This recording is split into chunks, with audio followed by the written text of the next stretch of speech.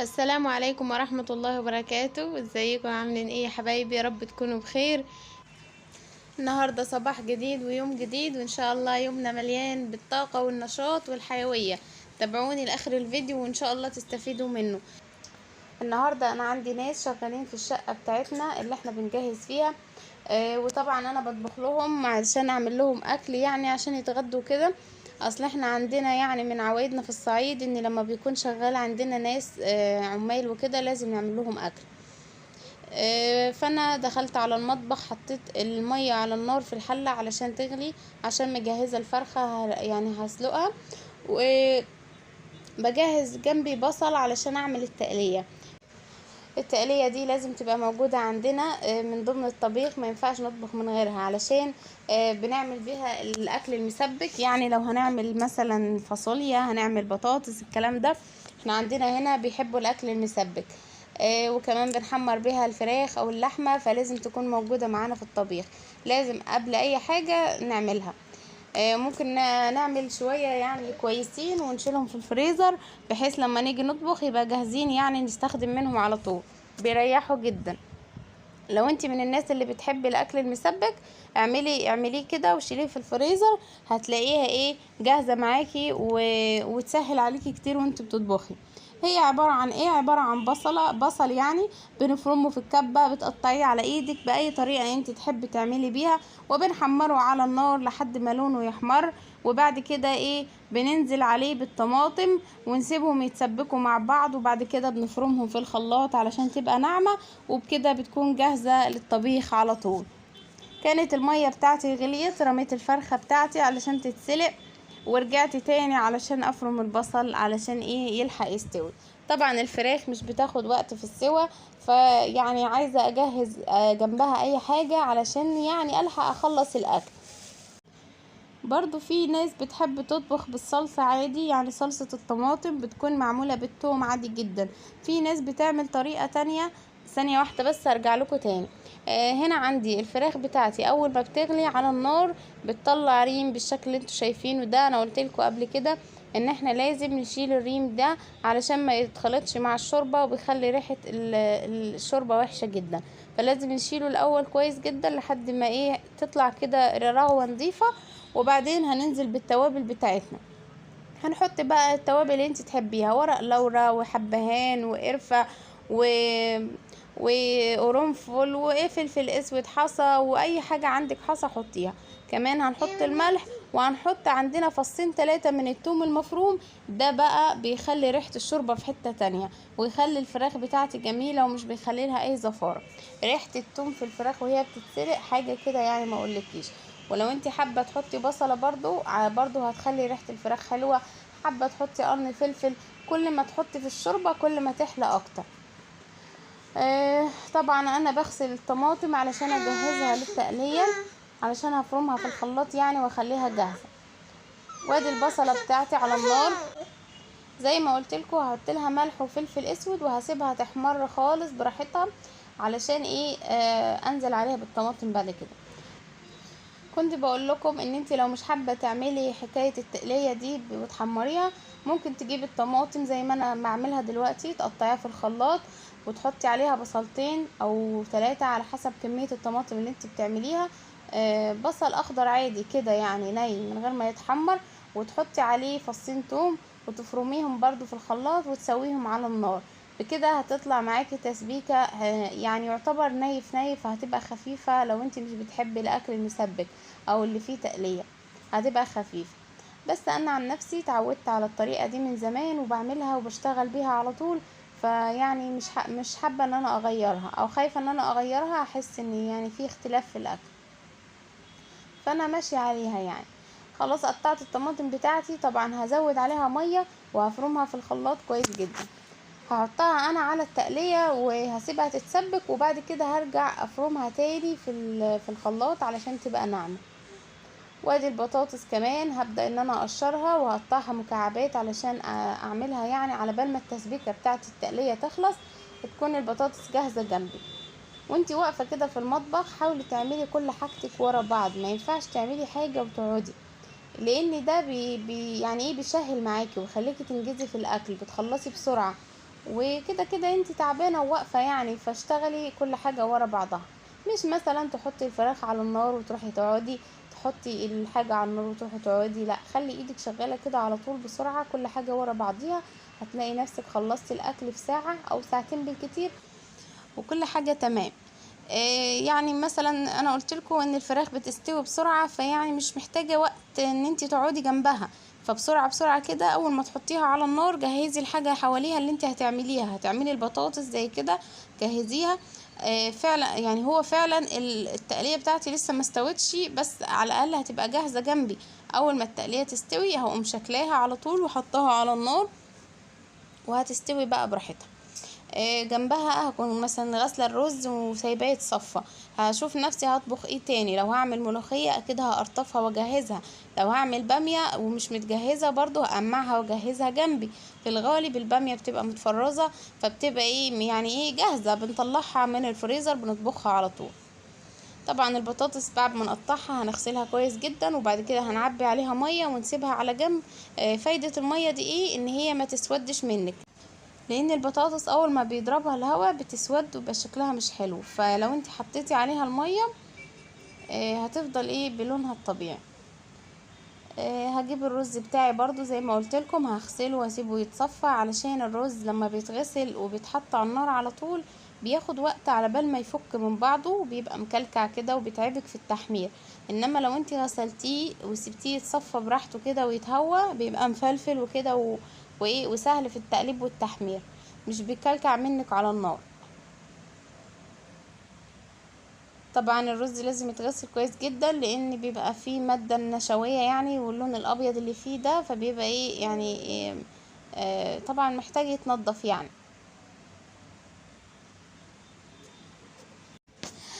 انا كنت يعني احيانا بكون ماليش مزاج ان انا اقف في المطبخ، او ماليش مزاج ان انا اعمل اكل، فكنت بحط حاجة على النار واروح اقعد احط مش عارف ايه واروح اقعد. او مثلا اكون مشغولة في حاجة ومش قادرة ان انا اقف على الاكل على طول واخلصه، بحس ان اليوم بايخ كده والاكل خد مني اليوم كله والطبيخ، فبفضل اليوم كله وانا بطبخ بحس ان انا تعبت على الفاضي. انما لما بقف على الاكل كده واديله وقته وكل حاجة كده تبقى ورا بعضها، بجد بنجز وانا شغالة في الاكل، وبحس ان انا خلصت كل حاجة بسرعة وفي وقت قصير وغسلت مواعيني ووضبت مطبخي، وفي بركة كده في اليوم، بحيث ان انا لو عايزة اعمل اي حاجة تانية اقدر ان انا اعملها. التقلية اللي انا عملتها استوت وفرمتها في الخلاط وبقت ناعمة وحلوة، وحطيت بقى في حلة شوية سمنة على النار اتقدحوا، ورحت نازلة عليهم بشوية من التقلية على قد كمية البطاطس اللي عندي. انت طبعا هتظبطي الكمية بتاعتك. في ناس بتحب البطاطس خفيفة مفيهاش تقلية كتير، وفي ناس بتحبها تقيلة شوية، على حسب ما انت بتحبيها. واحط عليها البطاطس وهنزل عليها بالشوربة علشان طبعا تستوي، واغطيها واسيبها تستوي براحتها. والفراخ كانت استوت خلاص، كفايها كده. زي ما قلت لكم مش بتاخد وقت. فخرجتها يعني علشان ما تتهريش مني وتتبهدل. والشوربة اللي في الحلة كانت نقصت قوي، فزودتها مية علشان سببين: علشان ما تبقاش مالحة، وعلشان كمان يعني يبقى فيه كمية حلوة ان انا اطبخ بيها. زودتها مية وسبتها تاخد كده كام غلوة مع بعضها، وبعدين هطفي عليها. وعلى نار تانية حطيت حلة تانية علشان اعمل الرز بتاعي، زي ما احنا اتفقنا ان احنا بنعمل حاجتنا ورا بعض. زي ما انتوا شايفين الرز اهو، لما غسلته وسبته فترة كده يتهوى نشف وبقى مفلفل، زي او شايفين اول ما صبيته في الحلة نزل على طول معاه. حطيت الرز يتحمر، وجنبي على نار تانية حطيت ايه البامية اللي انا هطبخها. طبعا البامية متفرزة وجاهزة زي ما انا قلتلكم، فمحتاجتش ان انا اخد فيها وقت. حطيتها على النار وسبتها بقى علشان تغلي براحتها لحد ما تستوي، وهقلب في الرز جنبي. شايفين كل حاجة قصاد بعضها كده كده، انا واقفة ورجليا وجعاني وكده فاشتغل بالمرة. حمرت جزء من الرز وبعد كده نزلت عليه بالجزء الابيض. في ناس بتحبه ابيض خالص عادي جدا، وفي ناس بتحبه بالشعرية برضو عادي جدا، بس يعني اي طريقة تريحك اعملي بيها. وكانت البامية بتاعتي استوت، فرمتها في الخلاط وحطيت الطشة بتاعتها. هشوف البطاطس جنبي اخبارها ايه، كله تمام قربت تستوي. وهحمر الطشه بتاعت الباميه علشان ايه ابقى كده خلاص فنشت. مش هيبقى معايا غير ان انا احمر اللحمة او الفراخ، وبعد كده ايه هسيب باقي الحاجة تستوي يعني، وهبقى خلاص كده خلصت. طبعا الاكل ده رايح للناس فلازم يروح ايه في وقت معين، يعني مع اذان الظهر بالظبط لازم الاكل يكون جاهز ويخرجوا بيه يروحوا بيه عند الناس، لان الناس اللي شغالة بتبقى يعني جعانة وكده وتعبانة فعايزة تاكل، فمش بنتأخر عليهم يعني. زودت الرز بتاعي وهوطي عليه، مش هوطي عليه من الاول، هسيب الاول النار عالية شوية يغلي وياخد ويد مع بعض، واول ما احس انه بدأ يتشرب هقومي مهديه عليه النار خالص واسيبه مع نفسه بقى، واتقل على الرز يا سيدي يستوي. هتعلي عليه خالص يعني لحد الاخر هيعجن منك وهيتبهدل. وطبعا هنحط له كمية الشوربة بتاعته المناسبة على حسب الرز، في رز بياخد سوا بياخد شوربة زيادة وفي رز ما بياخدش. الرز هتعمليه بالطريقه اللي هقولك عليها هيطلع مفلفل وجميل معاكي. زي ما قلتلك هتزودي الشوربه وتسيبيه الاول خالص النار تبقى عاليه شويه، واول ما تحسي ان بدا يتشرب من الشوربه هتبداي توطي عليه شويه، واول ما تحسي ان بدا يستوي خالص تقومي مهديه على النار خالص على قد ما تقدري، وتغطيه بقى وسيبيه يا عمي مع نفسه، مش هيشيط منك ولا حاجه طالما انت مهديه النار خالص، هتلاقيه استوى وفي نفس الوقت مفلفل وزي الفل. والبامية كمان خلاص معايا جهزت، عملت الطشة بتاعتها ونزلت عليها بالبامية وكل حاجة تمام. ادي الفراخ بتاعتي هبدأ اعمل لها التسبيكة اللي انا هحمرها بيها. لو حابة ان انت تحمريها في الزيت عادي جدا، حابة تحمريها من غير حاجة هتتحمر، حابة تحطيها في الصلصة برضو وحطيتيها في الزيت برضو هتطلع جميلة. لو حابة ان انت تحمريها في الفرن زي ما انا هعمل دلوقتي برضو هتطلع حلوة. هحط شوية توم مفرومين، واحط عليهم بهارات، اي بهارات انت بتحبيها دي حاجة ترجع لك انت، وهحط عليهم شوية من الصلصة. كنت هنا بشوف البطاطس لقيتها استوت تقريبا، فيعني كده انا خلاص طفيت عليها وسبتها مع نفسها. هرجع للصلصة التانية بتاعتي اللي انا هحمر بيها. حطيت الصلصة طبعا وزودتها شوربة علشان تبقى فكة كده معايا لانها تبقى تخينة طبعا. وهنزل بقى الصلصة دي على الفراخ بتاعتي، وهكون مولعة النار الفرن جنبي علشان تسخن لحد ما اخلص يعني عشان تتحمر معايا بسرعة.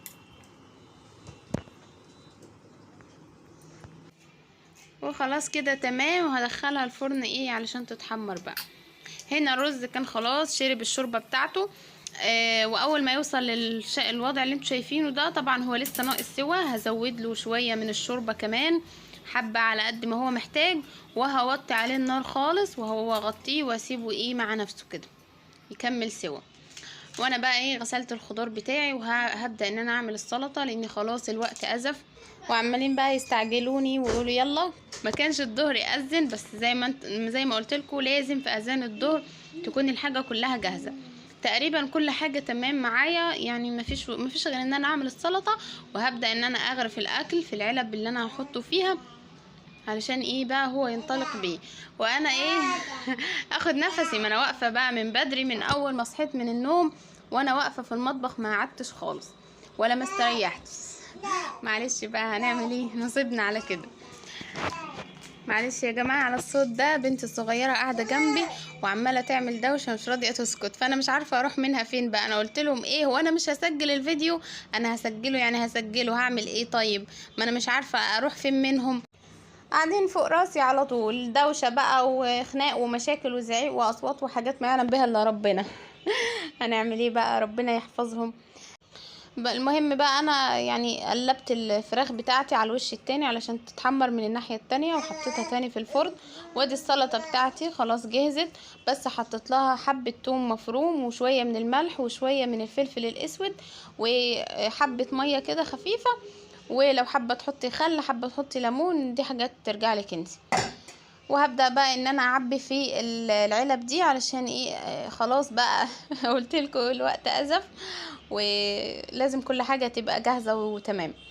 خلاص السلطة بتاعتي جهزت، هقفلها وهركنها على جنب واشوف بقى حاجة غيرها. يلا وقتك خلص.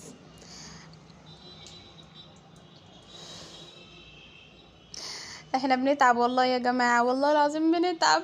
انا واقفه من اول ما فتحت عيني كده من النوم على الطبيخ والاكل، ما قعدتش خالص. وجنب بقى الاكل ده حضرت فطار لولادي وفطروا كده، وانا عماله اشتغل واجري من هنا واعمل من هنا، وبنتي الصغيره تعيط والولاد عاوزين طلبات يعني، وحالنا ما يعلم بالله ربنا. الحمد لله على كل حال. عبيت الرز بتاعي اهو برضو كويس ومفلفل وحلو وما فيهوش اي حاجه زي ما قلت لكم. بس حسيت ان الباميه بدات تبرد يعني، فحطيتها تسخن على النار شويه، لان طبعا لازم الاكل يروح سخن لانه بيتغرف للناس على طول.